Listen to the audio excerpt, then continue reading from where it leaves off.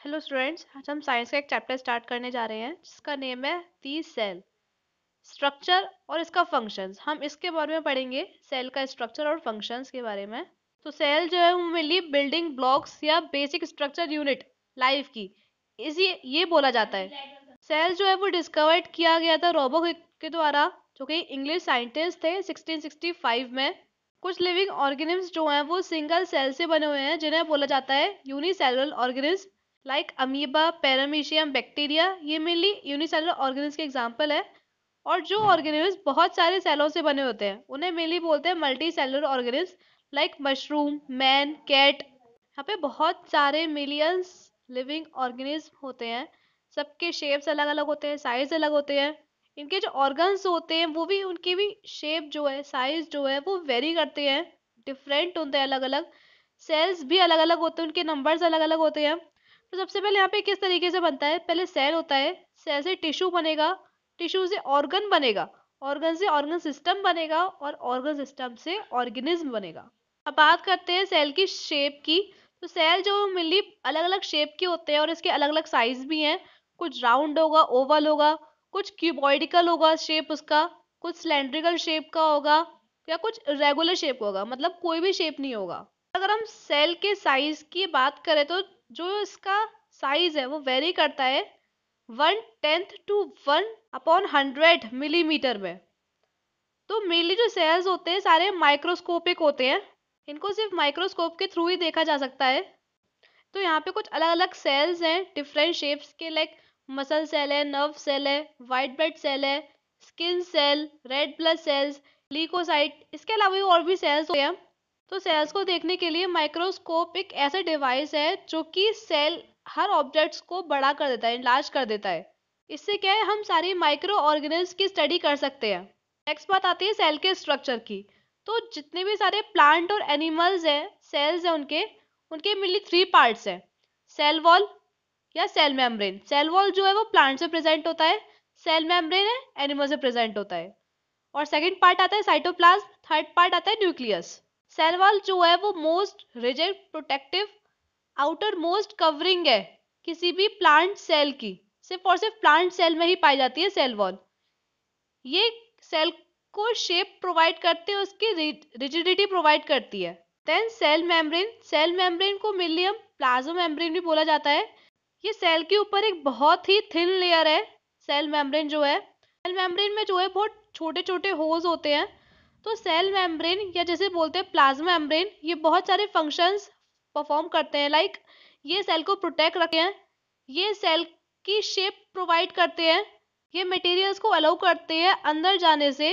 और जो वेस्ट होता है इनका वो सेल के थ्रू बाहर आता है। जो टाइनी होल्स होते हैं, वो छोटे छोटे होल्स होते हैं, उसके थ्रू बाहर आता है। देन आता है साइटोप्लाज्म। मेनली सेल के अंदर प्रेजेंट रहता है, भरा हुआ रहता है जेली लाइक सब्सटेंस से।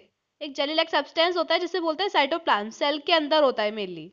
ये स्पेस ऑक्यूपाई करता है सेल मेम्ब्रेन और न्यूक्लियस के बीच की। के बहुत सारे डिफरेंट स्ट्रक्चर्स होते हैं जिसे बोलते हैं सेल ऑर्गेनेल्स, जो कि अलग अलग फंक्शंस परफॉर्म करते हैं। देन आता है न्यूक्लियस। ये एक डेंस बॉडी है जो कि सेल के सेंटर पे पाई जाती है, जो कि सारी एक्टिविटीज कंट्रोल करती है सेल की।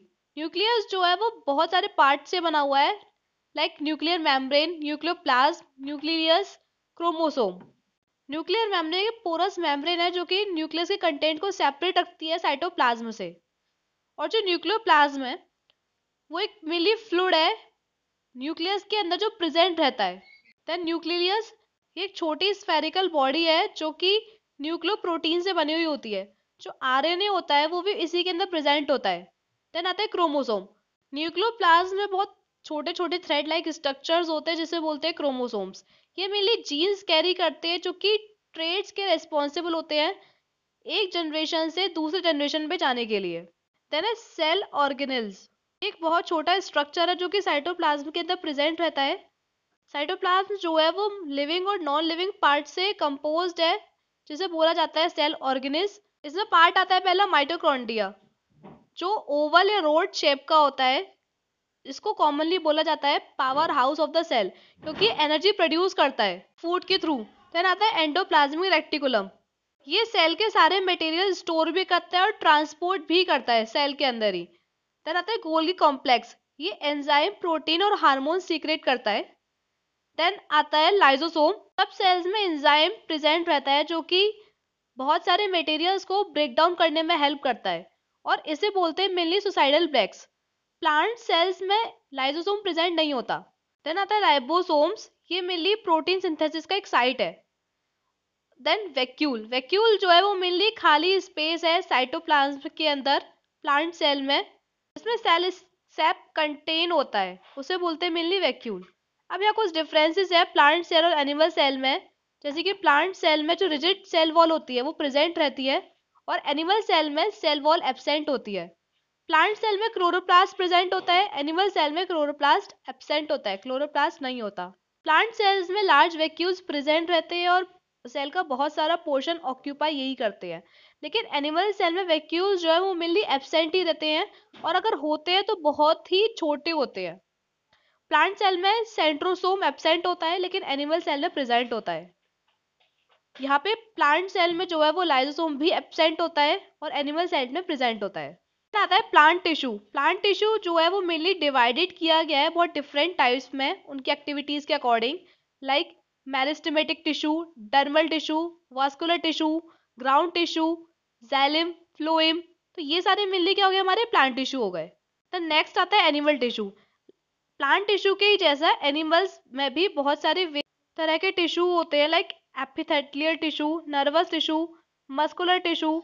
ब्लड जो है वो भी एक टिश्यू ही है। वेस्कुलर टिश्यू जो कि ब्लड सेल्स और ब्लड प्लेटलेट्स को कंटेन करता है। इनके बारे में डीप हम मिली हायर क्लासेस में पढ़ेंगे। तो नेक्स्ट टॉपिक आता है इसमें division of cell and growth. तो प्लांट्स और ह्यूमन बींग्स है मेनली जो इनकी लाइफ स्टार्ट होती है वो एक सिंगल सेल से होती है, और ये जो सेल होता है ये बहुत सारे सेल प्रोड्यूस करता है, बिलियंस ऑफ सेल प्रोड्यूस करता है। जिस तरीके से एक स्मॉल सीड जो है वो बहुत बड़े प्लांट में ग्रो करता है, या स्मॉल बेबी जो है वो ह्यूमन बीइंग में ग्रो करता है, तो इसी तरह जो सेल है ग्रो करता है और फिर डिवाइड हो जाता है दो पार्ट्स में, और फिर सेल नंबर्स को इंक्रीज करता है। इस प्रोसेस को बोलते हैं मेनली सेल डिवीजन।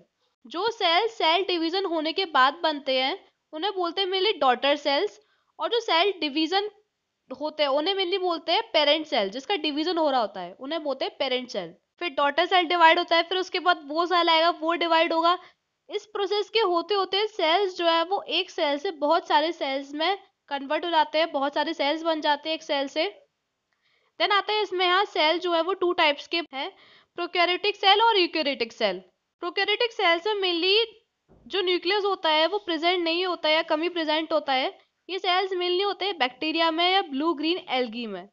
और यूकैरियोटिक सेल्स में न्यूक्लियस प्रेजेंट होता है, या इसे हम ट्रू न्यूक्लियस भी बोलते हैं। ये जो सेल्स हैं ये सारे ऑर्गेनिज्म में फाउंड होते हैं, सब में पाए जाते हैं, सिर्फ बैक्टीरिया को छोड़ के और ब्लू ग्रीन एल्गी को छोड़ के।